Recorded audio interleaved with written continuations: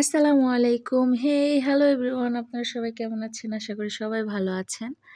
আমি মৌরি Akter Rimo scrub diary থেকে আজকে খুব সুন্দর একটি টেক্সচার আর্ট আ বানাবো সেই উদ্দেশ্যেই ভিডিওটি মেক করা। বাট আমি জানি না কি করতে গিয়ে কি করে ফেলছি।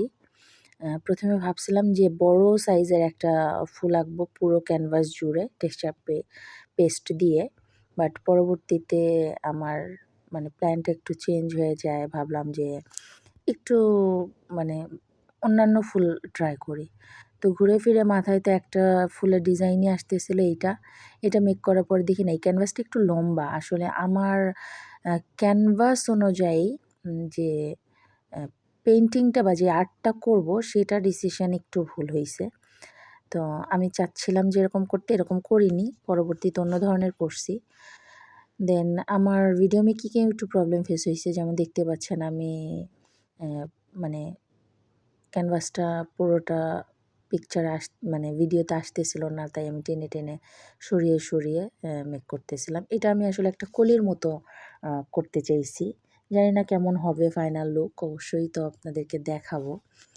তো এট লিস্ট আমি আমার মন মতো করছি। আসলে কোনো কিছু দেখে না, কোনো কিছু কপি করে না বা কোনো চিন্তা ভাবনা করে না। হঠাৎ করে বসছি যে যা মাইন্ডে আসে করি।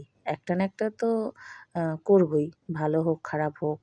খারাপ হলে সেটা থেকে শিখবো আর ভালো হলে তো আলহামদুলিল্লাহ হয়ে গেল। তো সেই উদ্দেশ্যেই করা। দেন এটার ফাইনাল লুকটা অবশ্যই তো আমি আপনাদের সাথে শেয়ার করব। অ্যান্ড এটার মধ্যে আমি আসলে টেক্সচার আর্ট নিয়ে ইদানিং বেশি কাজ করতে চাচ্ছি, কারণ আমার ভালো লাগতেছে। বাট পর্যাপ্ত ম্যাটেরিয়ালস আমার কাছে নাই। যা আছে সেটা দিয়ে আমার কাছে যতটুকু হয় আমি আপাতত করি। দেন আমি এটা আ মানে খুব রিসেন্টলি আমি বেশ কিছু ম্যাটেরিয়ালস আমার স্টকে নিয়ে আসবো। কারণ আমার এটার প্রতি এখন অবসেশন চলে আসছে। এটা নিয়ে কাজ করতে হবে। আমার ইদানিং অনেক বেশি ভালো লাগে। তো যাই হোক, এটা হচ্ছে আমার উম টেক্সচার আর্টের বর্তমান লুক। পরবর্তীতে ধাপে, ধাপে আমি কি, কি করি অবশ্যই আপনাদের সাথে শেয়ার করব।